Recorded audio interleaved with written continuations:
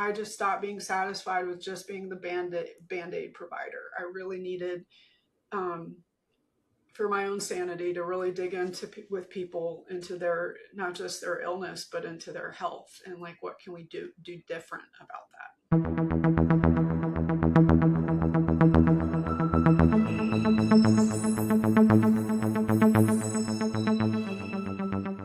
Hey everyone, welcome to another episode of HUMED, where we unveil the human side of medicine. I'm Dr. David Spiro. I'm incredibly delighted and honored to have as a second time on the show, Dr. Heather Hinshelwood, who is an emergency medicine physician and really has continuing on her journey to develop a career in wellness.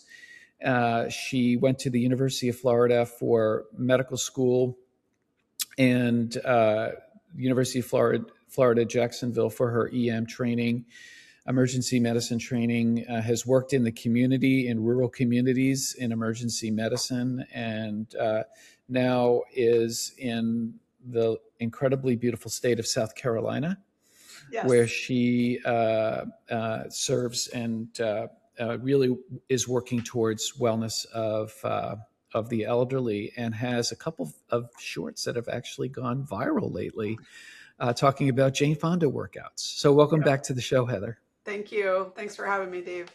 Appreciate it. So absolutely. So tell me a little bit. I know that you have a story that you want to share with us today. So I would really love to hear what you want to share with the group today.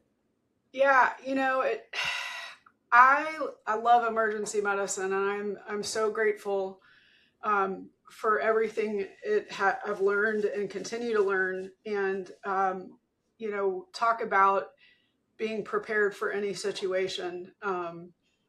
That is emergency medicine. And that being said, I found myself, as I was moving through my career in the emergency department, where I would have these patients who were going for like the cath lab, or getting thrombolytics for a stroke, or I just told them they had stage 4 lung cancer or something like that, right? And I know like what I have for these patients. I have the cath lab, I have the thrombolytics, I have the admission to the hospital. But I always found myself talking to these folks about the underlying reason that they were in front of me, because it's one thing if you're minding your own business and a tree branch falls on you. There's not a whole lot you can do about that, right? But when your personal choices have led to an illness that's going to cause a great deal of suffering, and there's something we can do to fix that, I would far rather fix it than just be satisfied sending people to the cath lab over and over and over again. And working in rural South Carolina, where we were the only hospital 50 miles in any direction, you see the same people over and over again, and you know what they're dealing with, right? And they haven't been to dialysis, or they fill in the blank what it is. You get to know them real well. And I found myself taking the time to talk to the 40-year-old having the heart attack and tell him, dude, you have to lose 50 pounds. You have to stop smoking. You have to go exercise. And if you don't do these things, I don't have enough pills or interventions in the world to save your life. You're going to die of this. I just found myself doing that more and more and more. And honestly, like, it really reached kind of a fevered temp in COVID, just because I really felt like COVID brought home to roost all of our poor decisions as a society, right? Like the overcrowded living situations, the lack of sunlight, lack of exercise, shit diet, pardon my French, morbid obesity, the disconnection, the lack of personal relationships. If you asked me to, design a situation that exacerbated all of the worst parts, like our worst things, the worst things that we have going on as a group right now, I could not have designed it better. And that really is what kind of broke me. it wasn't seeing the COVID patients. It was knowing that, like, I'm not going to get sick. I'll be fine. And in fact, like, that was something that my kids struggled with, because they knew that, they knew that mommy was taking care of all the sick people. And I think they also kind of knew, like, their friends didn't want, their friends' parents didn't want them playing with their kids, because they knew I was around the COVID patients all day. Um, but there were a couple times where they were little, they were like 3 and 6, right? And they're crying worried about mommy. And I was like, dude, I'm going to be fine, because mommy weightlifts. Why do you think mommy got all that equipment on the back porch? Because mommy takes care of herself, and we like, if I get sick, it'll be okay. And so that's really, frankly, the time where I just stopped being satisfied with just being the band-aid provider. I really needed, for my own sanity, to really dig with people into their, not just their illness, but into their health, and like, what can we do different about that? Yeah, it's interesting. Emergency medicine, as a peds physician, we take care of kids with acute life-threatening illnesses, but we also take care of a lot of primary care stuff as well. Yep.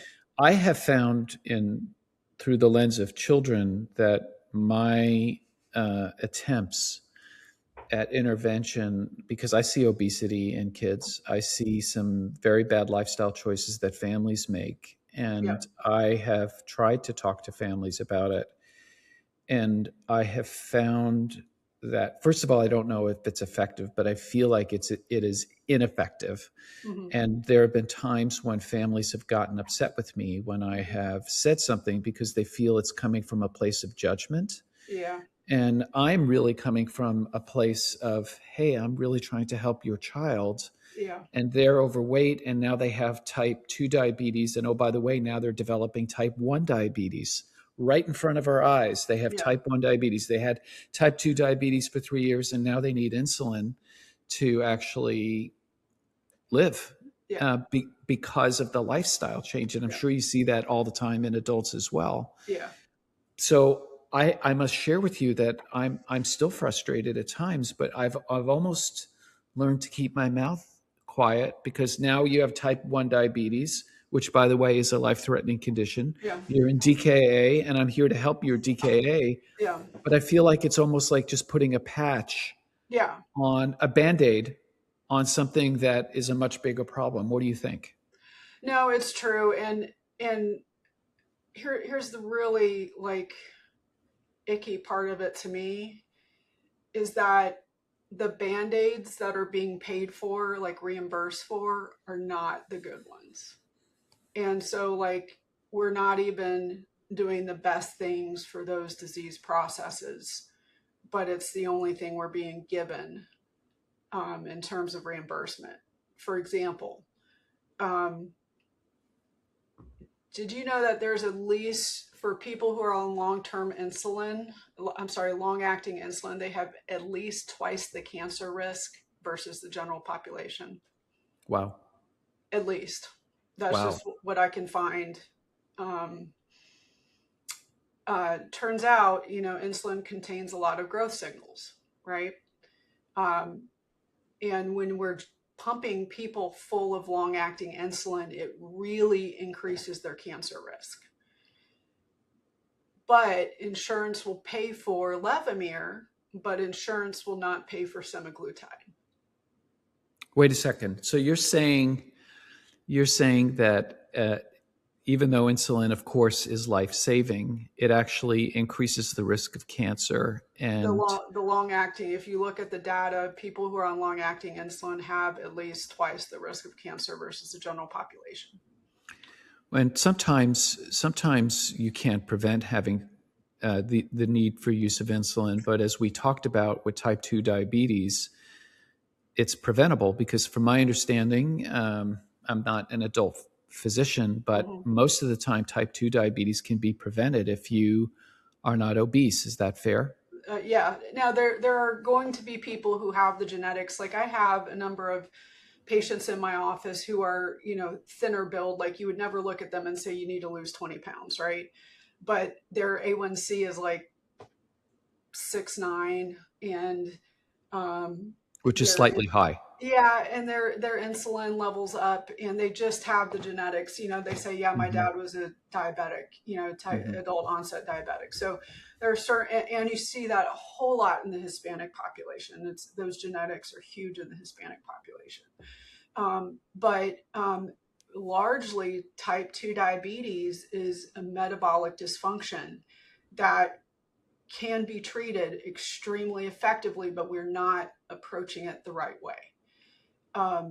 The pretty standard, like from the adult side of the house, right? Okay, so you have somebody who's they go in for their annual labs and their A1C is 8. It should be around 4 to 4.5 is where it should be. The idea that 100 is a normal fasting blood sugar is a little ridiculous. It should be probably more in the 50 range. Okay. And so you have these people who their A1C is 8. And if we don't do something about that, they're going to, they're going to start getting toes chopped off. They're going to lose their vision, all these bad things that come. So we put them on insulin, right?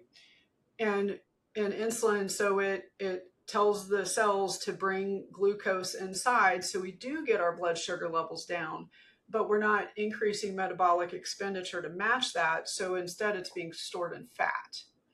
So we're converting that extra sugar in the body into fat cells, which is worsening the insulin resistance. And things are getting worse and worse and worse.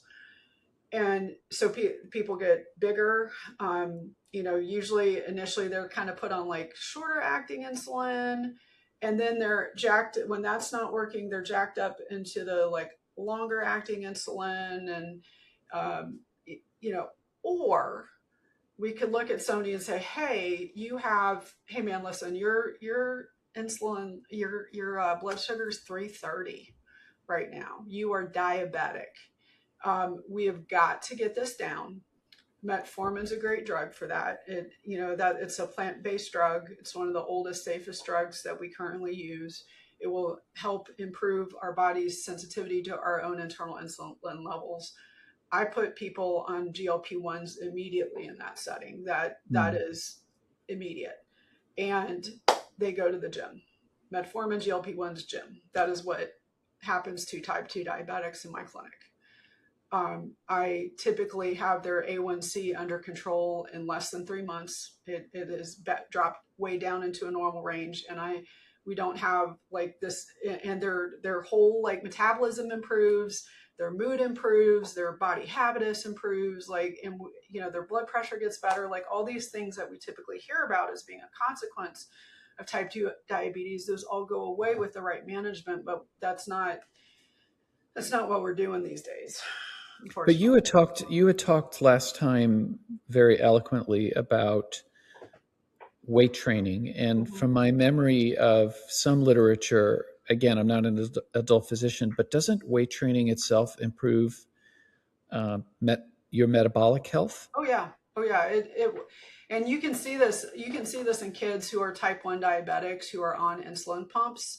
Like if they're into sports and you talk to their parents, like they'll either disconnect their kid completely from their insulin pump, or I think some of these pumps even have like a sports mode, because you start using those muscles and running around, and blood sugar, drops down because the patient's being super active. You're increasing metabolic expenditure. And so naturally. Yeah, literally naturally. And so, that's a big way I work on this is, when people come to me, like I have a patient who right now, she's like, oh, they've never been able to get my blood sugar under control. I'm like, it's because you have no muscles. You have no muscles. We have to go build you some muscle, and then you will have improved blood sugar control. And that's what we've done. And that's exactly what's happened is now that she's got some muscle mass on her fasting sugars are way better, and we've already started backing down her insulin use. That's an incredible success story. And I imagine in the work that you do, you can actually see these numbers drop in terms of, you can see the hemoglobin A1C, which is a measure of severity, Hmm. drop. You could probably see the amount of insulin that folks are taking drop. Yep. And that must be a sign. And what I'm inferring is that's a sign of better health. Is Yeah. that fair? Oh, absolutely. There's also some interesting concerns in the oncology space that maybe our body is much better at fighting off cancer than we currently think. Mm-hmm. I'll give you another example. So I have a patient. She came to me,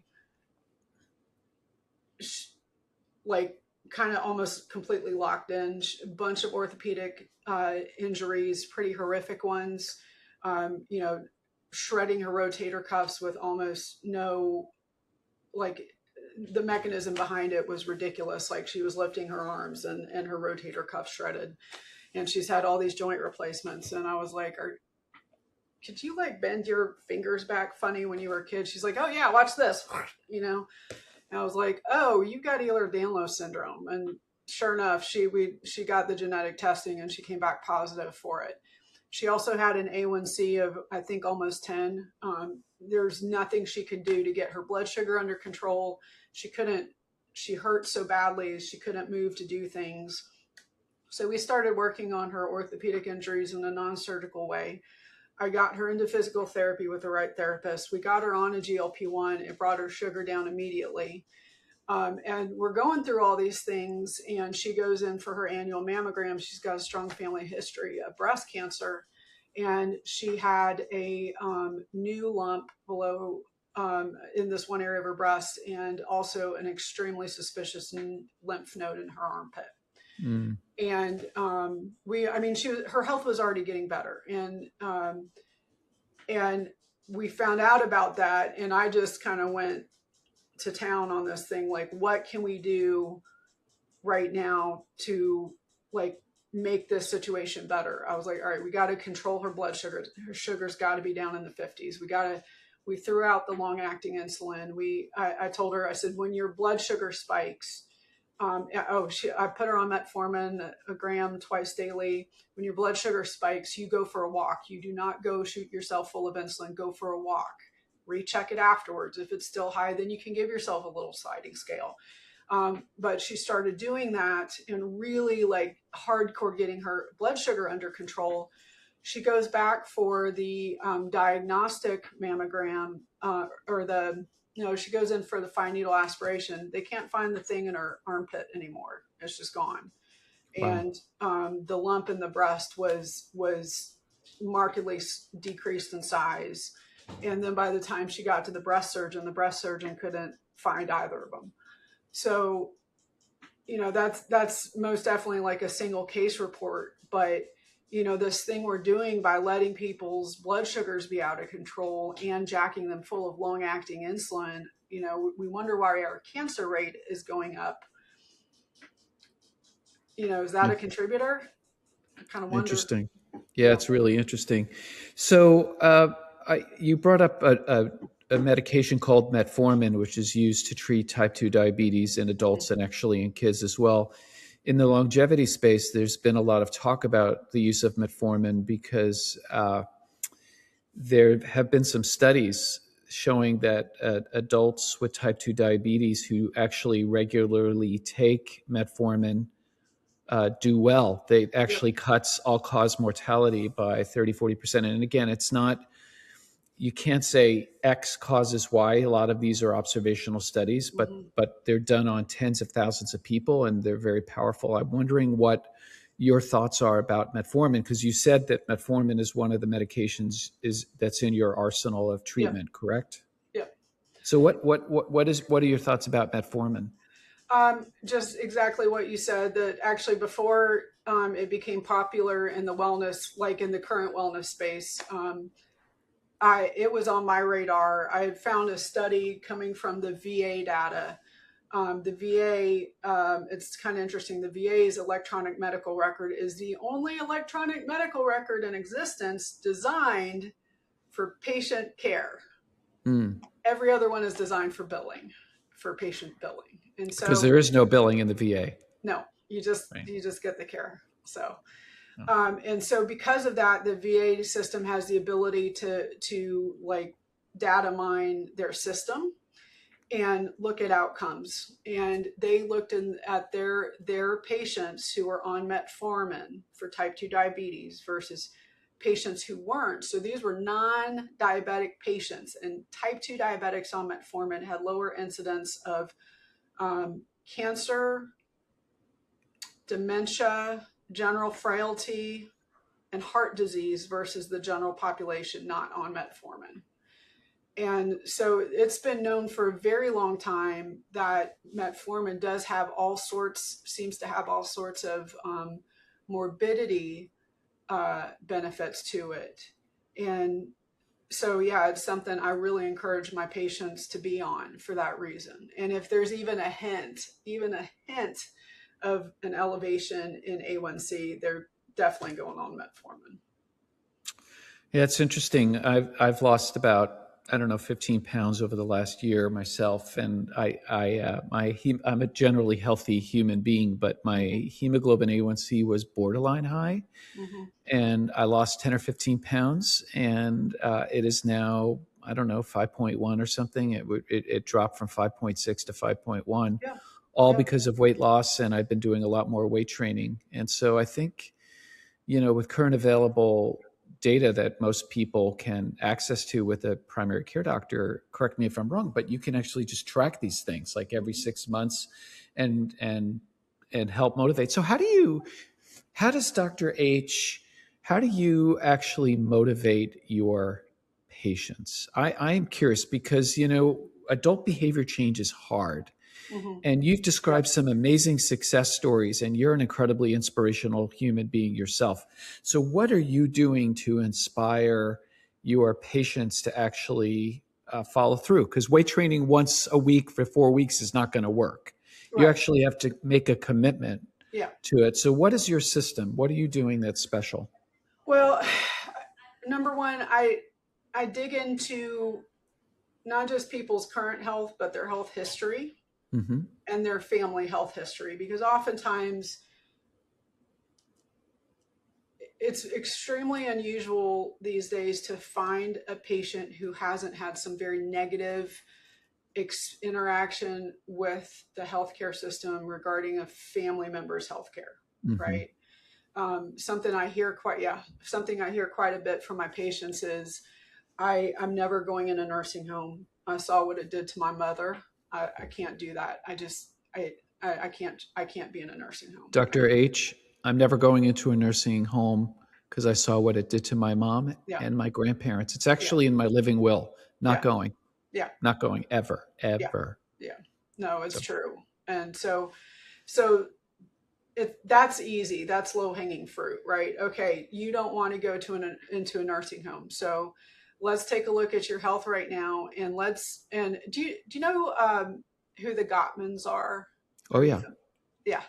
So I love Gottman marriage counseling because they looked at patients, and they didn't look at couples who were dysfunctional. They looked at couples whose marriages were doing well and said, what are those couples doing? You know, what are the characteristics of high performing marriages? And so that's the approach I take when helping people set their health goals. What are the characteristics of high performing patients who age well?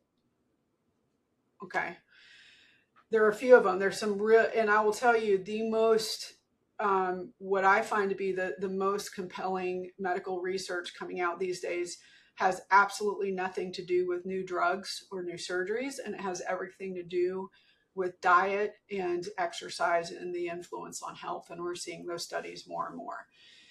So there have been some really interesting ones come out that if you can run a fast mile as you age, and by fast, I mean like less than 9 minutes, that you are extremely unlikely to ever go into a nursing home. For men, if you can hold your body weight in your hands for a minute. For women, if you can hold 75% of your body weight in your hands for a minute, you're extremely unlikely to need a nursing home. So grip strength correlates strongly with ability to care for yourself independently. There's some new literature that links the size of your thighs with your cardiovascular disease risk. So small thighs, the implication being that low muscle mass has correlates highly with cardiovascular disease. There have been several studies who are taking patients with active dementia and putting them in the gym and seeing their dementia, symptoms decline, get Wow. better. Wow. And so that's kind of what we do. I start by framing it out. Where do you want to be? I'm on Hilton Head, so we've got an aging retired population by and large. And so this is at the forefront of their minds. We live in paradise. We want to boat and golf and play tennis this weekend. That's what they want to do. And so what do you want the last phase of your life to look like? They tell me that. I said, okay, that's where you want to go. This is where you are right now. Okay. These are your health problems. And these are the things that we need to do to get you to this point that you want to be at, period. And it is always going to be about diet and exercise, because if you don't have the strength to get yourself up off the floor when you fall, like, you're going to be in a nursing home. And so I get them to kind of see that, oh, okay, so this is the kind of shape I have to be in, right? Yeah, you need to be able to shop for yourself. You need to be able to take a gallon of milk inside, all those things. And so then I say, okay, well, so you need to be doing cardio 1 to 2 days a week. You need to be doing weight training 2 to 3 days a week, and maybe some mobility stuff 1 day a week. So like where would you like to be to do that? And I've got a network of gyms and trainers in the area that I refer patients to, because I think I told you I'd prefer that everybody go to CrossFit, but that's not everybody's bread and butter. And if I just try to jam everybody into CrossFit, I'm not going to be super successful at coaching them there, right? But I do have some patients that I've sent to CrossFit, and they are flourishing because of it. I have some patients who, that kind of scares them. They don't want to do that. So I send them down to a group of trainers down at Island Rec here on the island. And sometimes even that's a bridge too far. And then I'll refer them to personal in-house physical trainers. But like we have to do something in a way that they find approachable and sustainable. But it's just the repeated conversation around, and you can't, when I was growing up, like I was the nerdy tubby kid, and my parents actually told me that I just wasn't good at sports, so I just shouldn't try. Wow. Please don't ever tell your children that, just in general, people. So I didn't try. And so I did school because that's what I was good at. And then I was overweight, and my pediatrician would like fat shame me. And that's not helpful. Don't that is not going to go well with anybody. But, talking to them about like, this is doable, but you have to do it. You have to get up and move. Like, let's move, let's do something. So sticking with people, and even when like there's some bad feelings about it, like in your case, because you're, if I were in that situation, I'd probably like bring the parents out of the room and say like, look, this is what's up. And I can tell your child all I want that they need to lose weight. But the reality is your kid's not going to be successful if you don't set the example here. And as a family, you have to get healthier. As a family, you have to get more active. As a family, you have to eat better, because this child will not be successful if you don't do that. But sticking through them with if there's negative feelings, being like, look, man, I don't have to talk to you about this, but I care about your child and I care about your health. I don't want to see you in the hospital with a blood sugar of 500, but that's what's going to happen. And sticking through it with them, and also acknowledging how helpless and hopeless it can feel, because if you got a family who's significantly overweight, who they all need to lose 150 pounds, like, holy hell, that is an overwhelming lift. And if you can just get them to like the little victories, and the, you know, when they start to see the returns on that, it's pretty phenomenal. And don't underestimate like how the terrible decision making and terrible mood that comes along with a chronically elevated blood sugar, that really jacks up brain function. Brains cannot perform normally under those conditions. And so, you know, we may need to help people like do things like, you know, reach for the GLP-1 right away, because when you've got somebody with a sugar of 300, you've just got to get it down. Mm-hmm. And when they get that energy boost, and when they're starting to lose the weight, you know, they lose that first 20 pounds that they've never been able to get off. And oh my gosh, it's finally possible. You know, that was a lot of information jammed. No, it's good. I mean, it's such valuable information. I'm just, as I'm hearing this, I want to get back to the workouts, because you are obviously a big proponent of CrossFit. You've talked about, and and just weight training and some of those things. But you had talked in a previous episode about the Jane Fonda workout, and you were very serious about it. And we grew up in the era of the Jane Fonda workouts, where there was, you know, a very big emphasis on aerobic activity. And after we record today, I'm actually going to go for a walk run in my hilly neighborhood, and I get a lot out of that. And I also get a lot out of I don't do CrossFit, but I do warm yoga with a lot of, it's like a mix of Pilates and some strength training in heat. But that's just like my thing. But are you not in favor of Pilates and aerobic activity, or is that just an and? It's a component.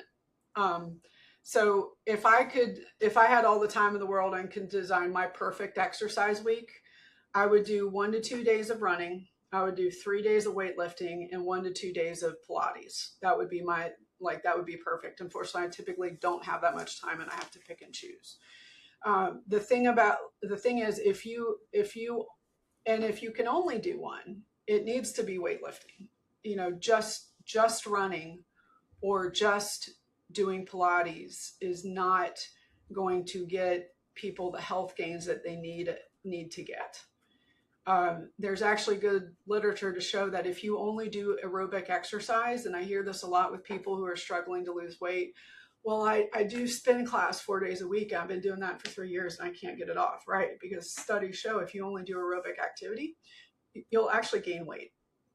So, wow. Yeah. So it's great at burning off the muscle's glucose stores, but it's not great at, it does not build muscle. It builds fast twitch muscle fibers and sometimes some slow twitch muscle fibers, but it doesn't increase strength.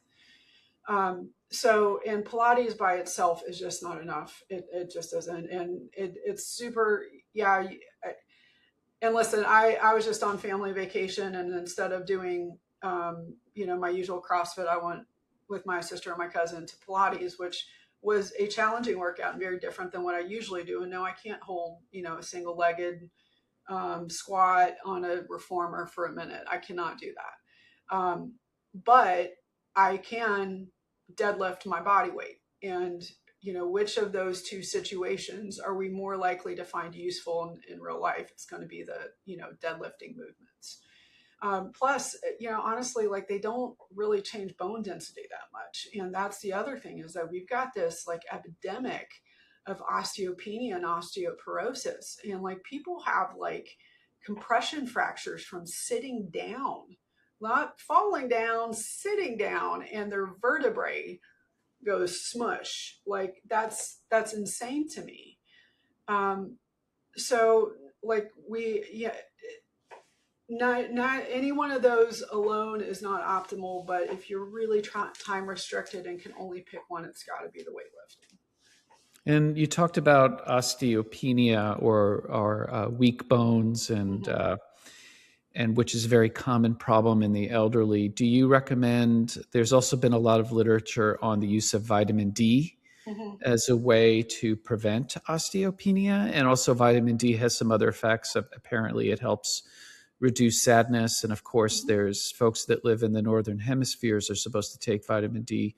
Mhm. What are your thoughts with vitamin D in the elderly, and do you recommend it? Um, there are some concerns that maybe like if people are like, well, I've got osteoporosis, I'm just going to take vitamin D and be done with it, not do anything else. We're not going to move the needle at all.